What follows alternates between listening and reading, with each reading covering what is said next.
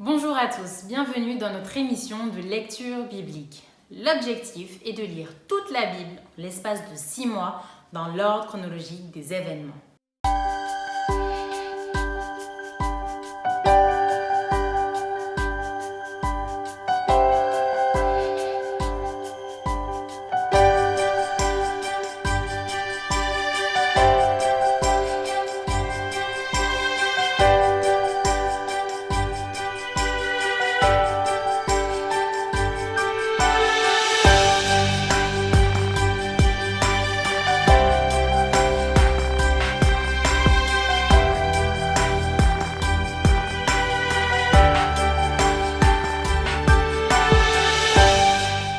Cette émission vous est proposée par l'Église adventiste du 7e jour d'Évry. Si vous voulez suivre ce plan, je vous invite à cliquer sur le lien dans la description. N'hésitez pas non plus à vous abonner à notre chaîne Évry Adventiste afin de recevoir toutes les nouvelles vidéos de lecture. Restez jusqu'à la fin car une méditation vous sera proposée. Aujourd'hui, nous allons lire le livre d'Exode du chapitre 28 à 32. Exode chapitre 28. Fais approcher de toi Aaron ton frère et ses fils, et prends-les parmi les enfants d'Israël pour les consacrer à mon service dans le sacerdoce. Aaron et les fils d'Aaron, Nadab, Abihu, Éléazar et Ithamar. Tu feras à Aaron ton frère des vêtements sacrés pour marquer sa dignité et pour lui servir de parure. Tu parleras à tous ceux qui sont habiles, à qui j'ai donné un esprit plein d'intelligence, et ils feront les vêtements d'Aaron, afin qu'il soit consacré et qu'il exerce mon sacerdoce. Voici les vêtements qu'ils feront: un pectoral, un éphod, une robe, une tunique brodée, une tiare et une ceinture. Ils feront des vêtements sacrés à Aaron ton frère et à ses fils, afin qu'ils exercent mon sacerdoce. Ils emploieront de l'or, des étoffes teintes en bleu, en pourpre, en cramoisi et de fin lin. Ils feront l'éphod d'or, de fil bleu, pourpre et cramoisi et de fin lin retors. Il sera artistement travaillé. On y fera 2 épaulettes qui le joindront par ses 2 extrémités, et c'est ainsi qu'il sera joint. La ceinture sera du même travail que l'éphod et fixée sur lui. Elle sera d'or, de fil bleu, pourpre et cramoisi et de fin lin retors. Tu prendras de pierres d'onyx et tu y graveras les noms des fils d'Israël. 6 de leurs noms sur une pierre et les 6 autres sur la seconde pierre, d'après l'ordre des naissances. Tu graveras sur les 2 pierres les noms des fils d'Israël, comme on grave les pierres et les cachets. Tu les entoureras de montures d'or. Tu mettras les 2 pierres sur les épaulettes de l'éphod en souvenir des fils d'Israël, et c'est comme souvenir qu'Aaron portera leur nom devant l'Éternel sur ses 2 épaules. Tu feras des montures d'or et 2 chaînettes d'or pur que tu tresseras en forme de cordon, et tu fixeras aux montures les chaînettes ainsi tressées. Tu feras le pectoral du jugement, artistement travaillé. Tu le feras du même travail que l'éphod. Tu le feras d'or, de fil bleu, pourpre et cramoisi et de fin lin retors. Il sera carré et double. Sa longueur sera d'un empan et sa largeur d'un empan. Tu y enchâsseras une garniture de pierre, 4 rangées de pierres. Première rangée, une sardoine, une topaze, une émeraude. Seconde rangée, une escarboucle, un saphir, un diamant. Troisième rangée, une opale, une agate, une améthyste. Et 4e rangée, une chrysolite, un onyx, un jaspe. Ces pierres seront enchâssées dans leur monture d'or. Il y en aura 12 d'après les noms des fils d'Israël. Elles seront gravées comme des cachets, chacune avec le nom de l'une des 12 tribus. Tu feras sur le pectoral des chaînettes d'or pur, tressées en forme de cordon. Tu feras sur le pectoral 2 anneaux d'or, et tu mettras ces 2 anneaux aux 2 extrémités du pectoral. Tu passeras les 2 cordons d'or dans les 2 anneaux aux 2 extrémités du pectoral, et tu arrêteras par devant les bouts des 2 cordons avec 2 montures placées sur les épaulettes de l'éphod. Tu feras encore 2 anneaux d'or que tu mettras aux 2 extrémités du pectoral sur le bord intérieur appliqué contre l'éphod. Et tu feras 2 autres anneaux d'or que tu mettras au bas des 2 épaulettes de l'éphod sur le devant, près de la jointure, au-dessus de la ceinture de l'éphod. On attachera le pectoral par ses anneaux aux anneaux de l'éphod avec un cordon bleu afin que le pectoral soit au-dessus de la ceinture de l'éphod et qu'il ne puisse pas se séparer de l'éphod. Lorsque Aaron entrera dans le sanctuaire, il portera sur son cœur les noms des fils d'Israël gravés sur le pectoral du jugement pour en conserver à toujours le souvenir devant l'Éternel. Tu joindras au pectoral du jugement l'Urim et le Thummim, et ils seront sur le cœur d'Aaron lorsqu'il se présentera devant l'Éternel. Ainsi, Aaron portera constamment sur son cœur le jugement des enfants d'Israël lorsqu'il se présentera devant l'Éternel. Tu feras la robe de l'éphod entièrement d'étoffe bleue. Il y aura au milieu une ouverture pour la tête, et cette ouverture aura tout autour un bord tissé, comme l'ouverture d'une côte de maille, afin que la robe ne se déchire pas. Tu mettras autour de la bordure, en bas des grenades de couleur bleue, pourpre et cramoisi, entremêlées des clochettes d'or. Une clochette d'or et une grenade, une clochette d'or et une grenade sur tout le tour de la bordure de la robe. Aaron s'en revêtira pour faire le service. Quand il entrera dans le sanctuaire devant l'Éternel et quand il en sortira, on entendra le son des clochettes et il ne mourra point. Tu feras une lame d'or pur et tu y graveras comme on grave un cachet, sainteté à l'Éternel. Tu l'attacheras avec un cordon bleu sur la tiare, sur le devant de la tiare. Elle sera sur le front d'Aaron, et Aaron sera chargé des iniquités commises par les enfants d'Israël en faisant toutes leurs saintes offrandes. Elle sera constamment sur son front, devant l'Éternel, pour qu'il leur soit favorable. Tu feras la tunique de fin lin, tu feras une tiare de fin lin, et tu feras une ceinture brodée.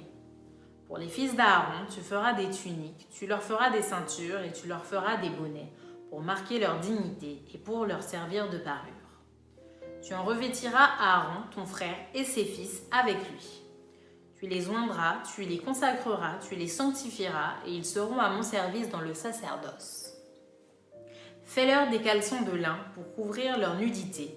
Ils iront depuis les reins jusqu'aux cuisses. Aaron et ses fils les porteront quand ils entreront dans la tente d'assignation ou quand ils s'approcheront de l'autel pour faire le service dans le sanctuaire. Ainsi, ils ne se rendront point coupables et ne mourront point. C'est une loi perpétuelle pour Aaron et pour ses descendants après lui. Exode chapitre 29. Voici ce que tu feras pour les sanctifier afin qu'ils soient à mon service dans le sacerdoce. Prends un jeune taureau et 2 béliers sans défaut. Fais avec de la fleur de farine de froment, des pains sans levain, des gâteaux sans levain pétris à l'huile et des galettes sans levain arrosées d'huile. Tu les mettras dans une corbeille en offrant le jeune taureau et les 2 béliers. Tu feras avancer Aaron et ses fils vers l'entrée de la tente d'assignation et tu les laveras avec de l'eau. Tu prendras les vêtements, tu revêtiras Aaron de la tunique, de la robe de l'éphod et du pectoral, et tu mettras sur lui la ceinture de l'éphod. Tu poseras la tiare sur sa tête et tu placeras le diadème de sainteté sur la tiare. Tu prendras l'huile d'onction, tu en répandras sur sa tête et tu l'oindras. Tu feras approcher ses fils et tu les revêtiras des tuniques. Tu mettras une ceinture à Aaron et à ses fils et tu attacheras des bonnets aux fils d'Aaron. Le sacerdoce leur appartiendra par une loi perpétuelle. Tu consacreras donc Aaron et ses fils. Tu amèneras le taureau devant la tente d'assignation et Aaron et ses fils poseront leurs mains sur la tête du taureau. Tu égorgeras le taureau devant l'Éternel à l'entrée de la tente d'assignation. Tu prendras du sang du taureau, tu en mettras avec ton doigt sur les cornes de l'autel et tu répandras tout le sang au pied de l'autel. Tu prendras toute la graisse qui couvre les entrailles, le grand lobe du foie, les 2 rognons et la graisse qui les entoure, et tu brûleras cela sur l'autel. Mais tu brûleras au feu, hors du camp, la chair du taureau, sa peau et ses excréments. C'est un sacrifice pour le péché. Tu prendras l'un des béliers et Aaron et ses fils poseront leurs mains sur la tête du bélier. Tu égorgeras le bélier, tu en prendras le sang et tu le répandras sur l'autel tout autour. Tu couperas le bélier par morceaux et tu laveras les entrailles et les jambes que tu mettras sur les morceaux et sur sa tête. Tu brûleras tout le bélier sur l'autel, c'est un holocauste à l'Éternel, c'est un sacrifice consumé par le feu, d'une agréable odeur à l'Éternel. Tu prendras l'autre bélier et Aaron et ses fils poseront leurs mains sur la tête du bélier. Tu égorgeras le bélier, tu prendras de son sang et tu en mettras sur le lobe de l'oreille droite d'Aaron et sur le lobe de l'oreille droite de ses fils, sur le pouce de leur main droite et sur le gros orteil de leur pied droit. et tu répandras le sang sur l'autel tout autour. Tu prendras du sang qui sera sur l'autel et de l'huile d'onction, et tu en feras l'aspersion sur Aaron et sur ses vêtements, sur ses fils et sur leurs vêtements. Ainsi seront consacrés Aaron et ses vêtements, ses fils et leurs vêtements. Tu prendras la graisse du bélier, la queue, la graisse qui couvre les entrailles, le grand lobe du foie, les 2 rognons et la graisse qui les entoure, et l'épaule droite, car c'est un bélier de consécration. Tu prendras aussi dans la corbeille de pain sans levain, placée devant l'Éternel, un gâteau de pain, un gâteau à l'huile et une galette. Tu mettras toutes ces choses sur les mains d'Aaron et sur les mains de ses fils, et tu les agiteras de côté et d'autre devant l'Éternel. Tu les ôteras ensuite de leurs mains, et tu les brûleras sur l'autel par-dessus l'holocauste. C'est un sacrifice consumé par le feu devant l'Éternel, d'une agréable odeur à l'Éternel. Tu prendras la poitrine du bélier qui aura servi à la consécration d'Aaron, et tu l'agiteras de côté et d'autre devant l'Éternel. Ce sera ta portion. Tu sanctifieras la poitrine et l'épaule du bélier qui aura servi à la consécration d'Aaron et de ses fils, la poitrine en l'agitant de côté et d'autre, l'épaule en la présentant par élévation. Elles appartiendront à Aaron et à ses fils par une loi perpétuelle qu'observeront les enfants d'Israël, car c'est une offrande par élévation. Et dans les sacrifices d'action de grâce des enfants d'Israël, l'offrande par élévation sera pour l'Éternel. Les vêtements sacrés d'Aaron seront après lui pour ses fils, qui les mettront lorsqu'on les oindra et qu'on les consacrera. Ils seront portés pendant 7 jours par celui de ses fils qui lui succédera dans le sacerdoce et qui entrera dans la tente d'assignation pour faire le service dans le sanctuaire. Tu prendras le bélier de consécration et tu en feras cuire la chair dans un lieu saint. Aaron et ses fils mangeront à l'entrée de la tente d'assignation la chair du bélier et le pain qui sera dans la corbeille. Ils mangeront ainsi ce qui aura servi d'expiation afin qu'ils fussent consacrés et sanctifiés. Nul étranger n'en mangera, car ce sont des choses saintes. S'il reste de la chair de consécration et du pain jusqu'au matin, tu brûleras dans le feu ce qui restera. On ne le mangera point, car c'est une chose sainte. Tu suivras à l'égard d'Aaron et de ses fils tous les ordres que je t'ai donnés. Tu emploieras 7 jours à les consacrer. Tu offriras chaque jour un taureau en sacrifice pour le péché, pour l'expiation. Tu purifieras l'autel par cette expiation et tu l'oindras pour le sanctifier. Pendant 7 jours, tu feras des expiations sur l'autel et tu le sanctifieras. Et l'autel sera très saint et tout ce qui touchera l'autel sera sanctifié. Voici ce que tu offriras sur l'autel, 2 agneaux d'1 an chaque jour à perpétuité. Tu offriras l'un des agneaux le matin et l'autre agneau entre les 2 soirs. Tu offriras avec le premier agneau un 10e d'épha de fleur de farine pétrie dans un quart de 1 d'huile d'olive concassée et une libation d'un quart de 1 de vin. Tu offriras le second agneau entre les 2 soirs avec une offrande et une libation semblable à celle du matin. C'est un sacrifice consumé par le feu, d'une agréable odeur à l'Éternel. Voilà l'holocauste perpétuel qui sera offert par vos descendants à l'entrée de la tente d'assignation devant l'Éternel. C'est là que je me rencontrerai avec vous et que je te parlerai. Je me rencontrerai là avec les enfants d'Israël et ce lieu sera sanctifié par ma gloire. Je sanctifierai la tente d'assignation et l'autel. Je sanctifierai Aaron et ses fils pour qu'ils soient à mon service dans le sacerdoce. J'habiterai au milieu des enfants d'Israël et je serai leur Dieu. Ils connaîtront que je suis l'Éternel leur Dieu, qui les ai fait sortir du pays d'Égypte pour habiter au milieu d'eux. Je suis l'Éternel leur Dieu. Exode, chapitre 30. Tu feras un autel pour brûler des parfums, tu le feras de bois d'acacia. Sa longueur sera d'1 coudée et sa largeur d'1 coudée. Il sera carré et sa hauteur sera de 2 coudées. Tu feras des cornes qui sortiront de l'autel. Tu le couvriras d'or pur, le dessus des côtés, tout autour, et les cornes. Et tu y feras une bordure d'or tout autour. Tu feras au-dessous de la bordure 2 anneaux d'or aux 2 côtés. Tu en mettras aux 2 côtés pour recevoir les barres qui serviront à le porter. Tu feras les barres de bois d'acacia et tu les couvriras d'or. Tu placeras l'autel en face du voile qui est devant l'arche du témoignage, en face du propitiatoire qui est sur le témoignage et où je me rencontrerai avec toi. Aaron y fera brûler du parfum odoriférant. Il en fera brûler chaque matin lorsqu'il préparera les lampes. Il en fera brûler aussi entre les 2 soirs lorsqu'il arrangera les lampes. C'est ainsi que l'on brûlera à perpétuité du parfum devant l'Éternel parmi vos descendants. Vous n'offrirez sur l'autel ni parfum étranger, ni holocauste, ni offrande, et vous n'y répandrez aucune libation. Une fois chaque année, Aaron fera des expiations sur les cornes de l'autel, avec le sang de la victime expiatoire, et il y sera fait des expiations une fois chaque année parmi vos descendants. Ce sera une chose très sainte devant l'Éternel. L'Éternel parla à Moïse et dit : Lorsque tu compteras les enfants d'Israël pour en faire le dénombrement, chacun d'eux paiera à l'Éternel le rachat de sa personne, afin qu'il ne soit frappé d'aucune plaie lors de ce dénombrement. Voici ce que donneront tous ceux qui seront compris dans le dénombrement.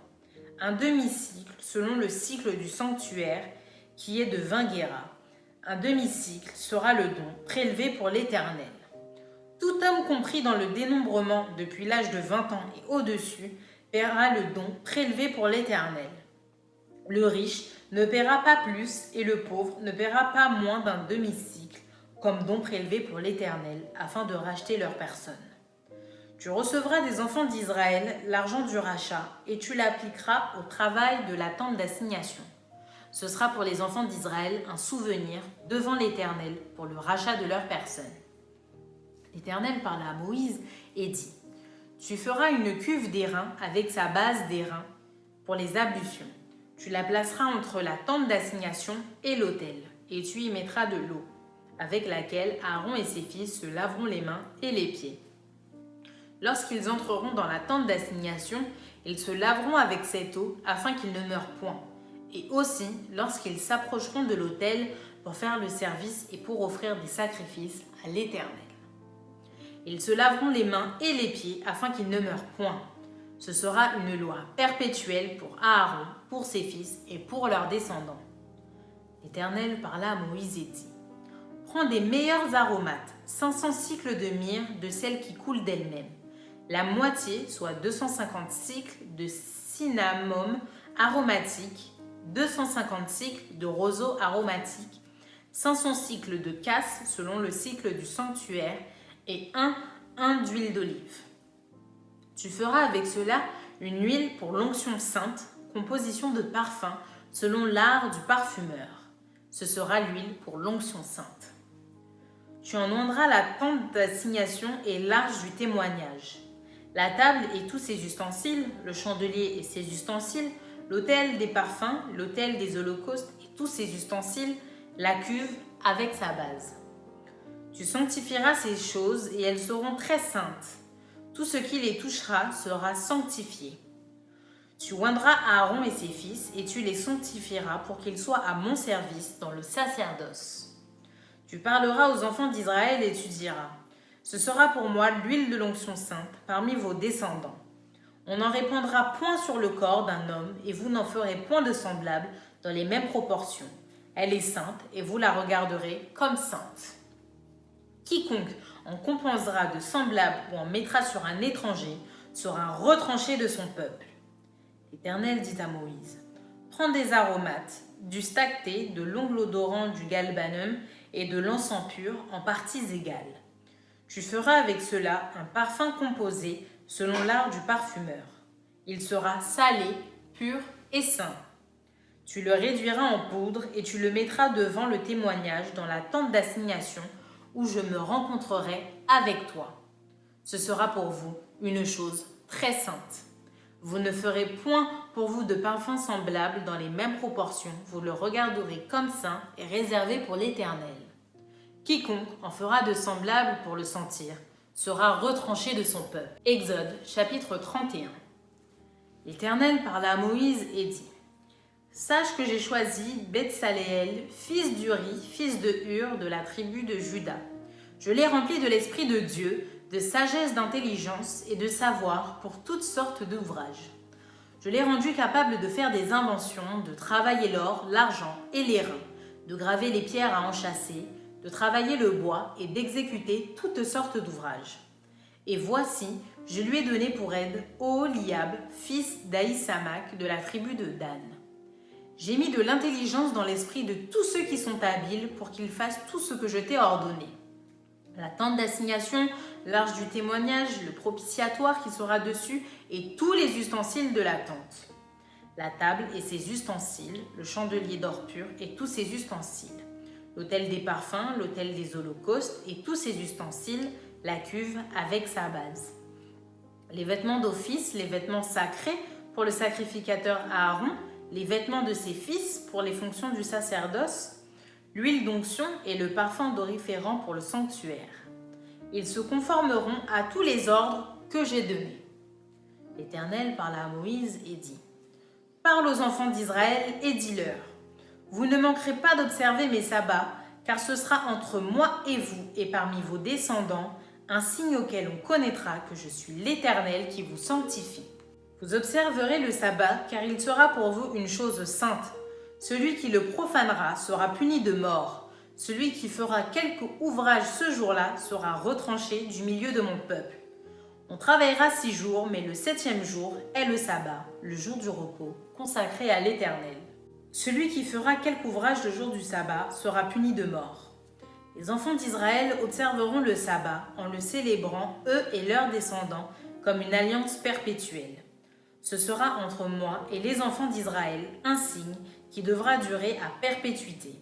Car en 6 jours, l'Éternel a fait les cieux et la terre, et le 7e jour, il a cessé son œuvre et il s'est reposé. Lorsque l'Éternel eut achevé de parler à Moïse sur la montagne de Sinaï, il lui donna les 2 tables du témoignage, tables de pierre, écrites du doigt de Dieu. Exode, chapitre 32. Le peuple, voyant que Moïse tardait à descendre de la montagne, s'assembla autour d'Aaron et lui dit : Allons, fais-nous un Dieu qui marche devant nous, car ce Moïse, cet homme qui nous a fait sortir du pays d'Égypte, nous ne savons pas ce qu'il est devenu. Aaron leur dit : ôtez les anneaux d'or qui sont aux oreilles de vos femmes, de vos fils et de vos filles, et apportez-les-moi. Et tous ôtèrent les anneaux d'or qui étaient à leurs oreilles, et ils les apportèrent à Aaron. Il les reçut de leurs mains, jeta l'or dans un moule et fit un veau en fonte. Et ils dirent : Israël, voici ton Dieu qui t'a fait sortir du pays d'Égypte. Lorsqu'Aaron vit cela, il bâtit un autel devant lui et il s'écria : Demain, il y aura fête en l'honneur de l'Éternel. Le lendemain, ils se levèrent de bon matin et ils offrirent des holocaustes et des sacrifices d'action de grâce. Le peuple s'assit pour manger et pour boire, puis ils se levèrent pour se divertir. L'Éternel dit à Moïse : Va, descends, car ton peuple que tu as fait sortir du pays d'Égypte s'est corrompu. Ils se sont promptement écartés de la voie que je leur avais prescrite. Ils se sont fait un veau en fonte, ils se sont prosternés devant lui, ils lui ont offert des sacrifices et ils ont dit : Israël, voici ton Dieu qui t'a fait sortir du pays d'Égypte. L'Éternel dit à Moïse : Je vois que ce peuple est un peuple au cou roïde. Maintenant, laisse-moi, ma colère va s'enflammer contre eux et je les consumerai, mais je ferai de toi une grande nation. Moïse implora l'Éternel son Dieu et dit : Pourquoi, ô Éternel, ta colère s'enflammerait-elle contre ton peuple que tu as fait sortir du pays d'Égypte par une grande puissance et par une main forte ? Pourquoi les Égyptiens diraient-ils : C'est pour leur malheur qui les a fait sortir, c'est pour les tuer dans les montagnes et pour les exterminer de dessus la terre. Reviens de l'ardeur de ta colère et repens-toi du mal que tu veux faire à ton peuple. Souviens-toi d'Abraham, d'Isaac et d'Israël, tes serviteurs, auxquels tu as dit, en jurant par toi-même : Je multiplierai votre postérité comme les étoiles du ciel, je donnerai à vos descendants tout ce pays dont j'ai parlé, et ils le posséderont à jamais. Et l'Éternel se repentit du mal qu'il avait déclaré vouloir faire à son peuple. Moïse retourna et descendit de la montagne, les 2 tables du témoignage dans sa main. Les tables étaient écrites de 2 côtés, elles étaient écrites de l'un et de l'autre côté. Les tables étaient l'ouvrage de Dieu, et l'écriture était l'écriture de Dieu, gravée sur les tables. Josué entendit la voix du peuple qui poussait des cris et il dit à Moïse, « Il y a un cri de guerre dans le camp !» Moïse répondit, « Ce n'est ni un cri de vainqueur, ni un cri de vaincu, ce que j'entends. C'est la voix de gens qui chantent. » Et comme il approchait du camp, il vit le veau et les danses. La colère de Moïse s'enflamma. Il jeta de ses mains les tables et les brisa au pied de la montagne. Il prit le veau qu'ils avaient fait et le brûla au feu. Il le réduisit en poudre, répandit cette poudre à la surface de l'eau et fit boire les enfants d'Israël. Moïse dit à Aaron, « Que t'a fait ce peuple pour que tu l'aies laissé commettre un si grand péché ?» Aaron répondit, « Que la colère de mon Seigneur ne s'enflamme point. Tu sais toi-même que ce peuple est porté au mal. Ils m'ont dit, « Fais-nous un Dieu qui marche devant nous, car ce Moïse, cet homme qui nous a fait sortir du pays d'Égypte, nous ne savons ce qu'il est devenu. » Je leur ai dit que ceux qui ont de l'or s'en dépouillent, et ils me l'ont donné, je l'ai jeté au feu, et il en est sorti ce veau. Moïse vit que le peuple était livré au désordre, et qu'Aaron l'avait laissé dans ce désordre, exposé à l'opprobre parmi ses ennemis. Moïse se plaça à la porte du camp et dit, « À moi ceux qui sont pour l'Éternel », et tous les enfants de Lévi s'assemblèrent auprès de lui. Il leur dit, « Ainsi parle l'Éternel, le Dieu d'Israël, que chacun de vous mette son épée au côté, traversez et parcourez le camp d'une porte à l'autre, et que chacun tue son frère, son parent. » Les enfants de Lévi firent ce qu'ordonnait Moïse, et environ 3000 hommes parmi le peuple périrent en 7 journées. Moïse dit, « Consacrez-vous aujourd'hui à l'Éternel, même en sacrifiant votre fils et votre frère, afin qu'il vous accorde aujourd'hui une bénédiction. » Le lendemain, Moïse dit au peuple, « Vous avez commis un grand péché. Je vais maintenant monter vers l'Éternel. J'obtiendrai peut-être le pardon de votre péché. » Moïse retourna vers l'Éternel et dit, « Ah, ce peuple a commis un grand péché. Ils se sont fait un Dieu d'or. Pardonne maintenant leur péché, sinon efface-moi de ton livre que tu as écrit. » L'Éternel dit à Moïse, « C'est celui qui a péché contre moi que j'effacerai de mon livre. Va donc, conduis le peuple où je t'ai dit, « Voici mon ange marchera devant toi, mais au jour de ma vengeance, je les punirai de leur péché. » L'Éternel frappa le peuple parce qu'il avait fait le veau fabriqué par Aaron. Maintenant, voici la méditation.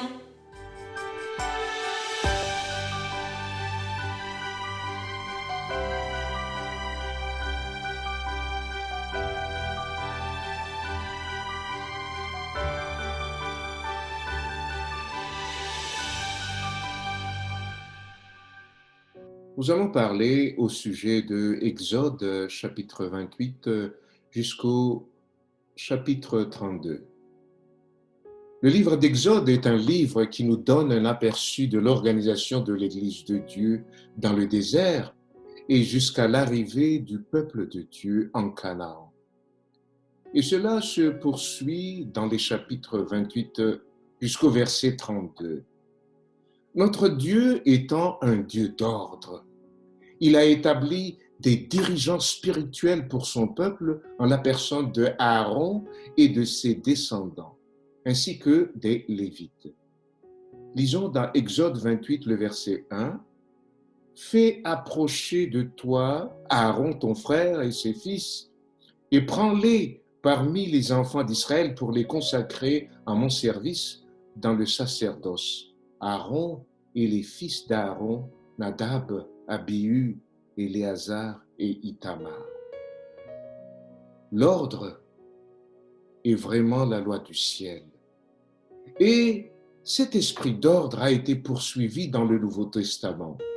À titre indicatif, disons dans Tite chapitre 1er, le verset 5, « Je t'ai laissé en Crète afin que tu mettes en ordre ce qui reste à régler et que, selon mes instructions, tu établisses des anciens dans chaque ville. » Dans l'Ancien Testament, les dirigeants spirituels étaient là pour servir de repère aux générations futures. Ils étaient alors mis à part par la consécration afin de recevoir l'autorité divine et d'être au service de Dieu dans son sanctuaire. Ils n'étaient pas là pour se désigner eux-mêmes, car c'était Dieu qui les avait choisis et qui les avait élus. Exode 29, le verset 44, « Je sanctifierai la tente d'assignation et l'autel, et je sanctifierai Aaron et ses fils pour qu'ils soient à mon service dans le sacerdoce. » Rien n'était laissé au hasard. Tous les détails de la description de leurs tâches étaient décrits minutieusement. La Bible nous avertit dans Jérémie 48, le verset 10, « Maudit soit celui qui fait avec négligence l'œuvre de l'Éternel. » Mais nous soulignons le fait que dans l'œuvre de Dieu, il y a de la place pour la collaboration entre le peuple et les dirigeants. C'est pourquoi, dans le temps des enfants d'Israël, Dieu avait fait appel à ceux qui avaient des dons spécifiques pour travailler dans son champ et accomplir des tâches qui étaient loin d'être faciles selon Exode chapitre 30. En effet, il s'agissait de travailler avec de l'or, de l'argent et de l'airain, ainsi qu'avec du parfum. Nous voyons Moïse faire appel à Betsalel selon Exode 31, le verset 1 et 2. L'Éternel parla à Moïse et dit, « Sache que j'ai choisi Betsalel, fils d'Uri, fils de Hur de la tribu de Juda. Je l'ai rempli de l'Esprit de Dieu, de sagesse, d'intelligence et de savoir pour toutes sortes d'ouvrages. » L'exemple de Betsalel et de son équipe nous montre que dans l'œuvre de Dieu, l'unité d'action entre dirigeants et laïcs est possible lorsque chacun est dirigé par l'Esprit du Seigneur. Mais en tout état de cause, les dirigeants spirituels devraient garder le cap en restant toujours dans le droit chemin, ce qui n'était pas le cas lorsque Aaron s'était laissé entraîner par le peuple dans le péché. Nous nous rappelons que le peuple lui avait demandé de fabriquer un veau d'or pour être adoré à la place de Dieu et qu'il avait accepté. Un dirigeant spirituel comme Aaron, au lieu d'être un repère, a perdu le nord. Il s'est laissé convaincre par le peuple dégénéré. Notre texte insiste et se termine par cette phrase dans Exode 32, le verset 35. « L'Éternel frappa le peuple parce qu'il avait fait le veau fabriqué par Aaron. » Alors que la main de Aaron était consacrée pour agir selon la volonté de Dieu, cette main n'a pas résisté à la tentation de fabriquer un veau d'or à adorer à la place de Dieu. Voici pourtant ce que Dieu a dit dans Exode 29, le verset 20. « Tu égorgeras le bélier, tu prendras de son sang, tu en mettras sur le lobe de l'oreille droite d'Aaron et sur le lobe de l'oreille droite de ses fils, sur le pouce de leur main droite et sur le gros orteil de leur pied droit, et tu répandras le sang sur l'autel tout autour. » Du sang sur le pouce de la main droite d'Aaron signifie tout simplement qu'il devait bien être circonspect avec tout ce qu'il ferait avec ses mains. Hélas, nous venons de voir ce qu'il a fait avec ses mains. Il a fabriqué un veau d'or pour être adoré à la place de Dieu. Le texte de l'apôtre Paul vient à point nommé pour nous mettre en garde. Lisons dans 1 Corinthiens chapitre 10, le verset 12. « Ainsi donc, que celui qui croit être debout prenne garde de tomber. » Bref, même si nous avons une bonne organisation dans l'œuvre de Dieu, même si nous avons tous les moyens dont nous disposons pour travailler, N'oublions pas le repère. N'oublions pas le guide infaillible, Dieu, sa parole et son esprit. Faisons attention de ne jamais céder aux caprices humains. Soyons sur nos gardes. Que Dieu nous bénisse. Amen. Merci d'avoir partagé cette lecture avec nous. Je vous donne donc rendez-vous dès demain pour un nouvel épisode.